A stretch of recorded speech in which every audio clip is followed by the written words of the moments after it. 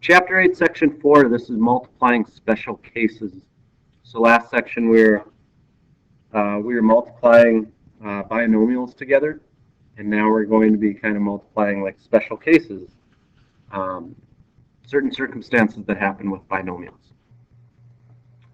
The first one is when you have an a plus b squared. Okay, so what happens with that? If we look at it and we solve we simplify this product and you FOIL it, we have the first, the outsides. So first is a squared, the outside is ab. Inside, which is again b times a, which is the same, right? Those are the same. And we have the last, which is b squared. Okay, so we have a squared plus ab times plus ba plus b squared. Well, these two are the same, so you simplify them. You just rearrange a and b, and now you have two ab's. So that leads us to this special case. If you ever have this or this, a plus b or a minus b squared, it turns out to be this. You take this first number or variable, whatever it is, this first term, I should say, square it, plus these two multiplied, these two terms, a and b, multiplied times 2, because there will be two of them, plus the last term squared. Okay? If it's minus, the only thing that changes is this becomes negative. Let's see this in actions. Here's what happens.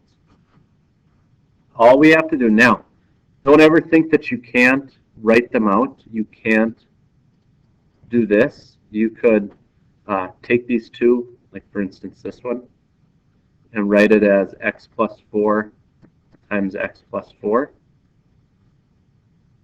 And then just do your normal FOIL. But it takes a little bit longer.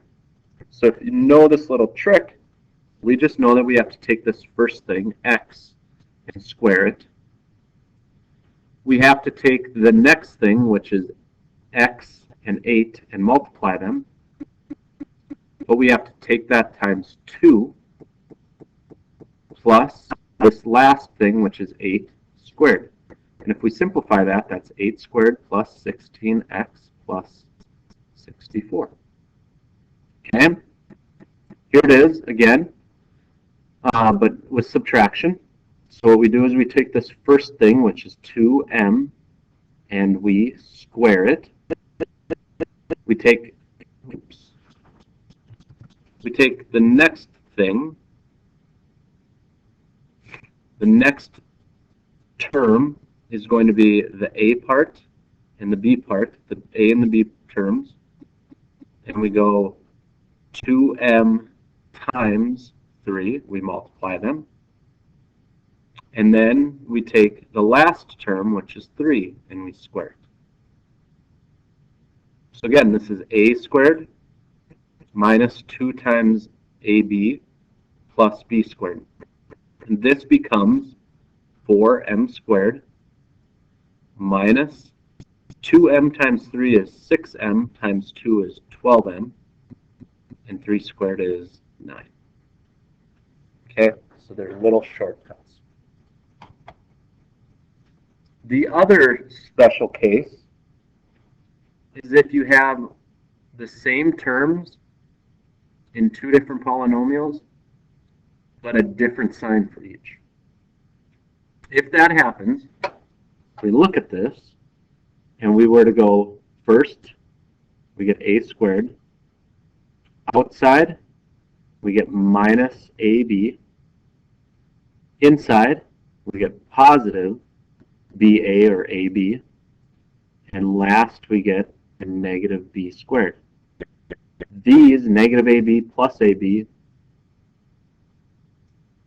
eliminate each other, and you are just left with a squared minus b squared. So that's how we get this. So this is what it looks like. You just have to take your x's squared minus your b squared. So here it is in action. We take our a part. Notice how these are the same. and these are the same, but there's a minus and a plus sign. So we have 8 to the third squared minus 8 squared.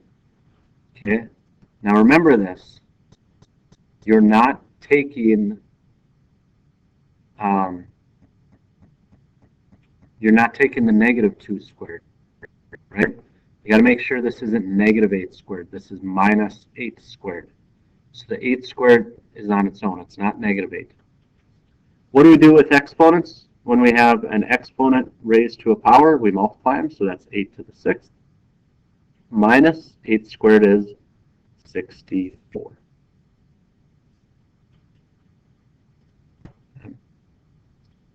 So let's do these two. I'll do this one first with you. You do this next one. So we have same terms, different symbols. So that means it is x squared minus 9 squared, x squared minus 81. Go ahead, pause the video, give this one a shot. Okay, this would be your first term, 6 squared minus m squared squared. So that's 6 squared, 36 minus m to the 4th. And you can flip this around if you want to. Put it in standard form. And there's your answer. And that is what this section's about. Really quick, just kind of an extension of 8.3, looking at different kind of special cases.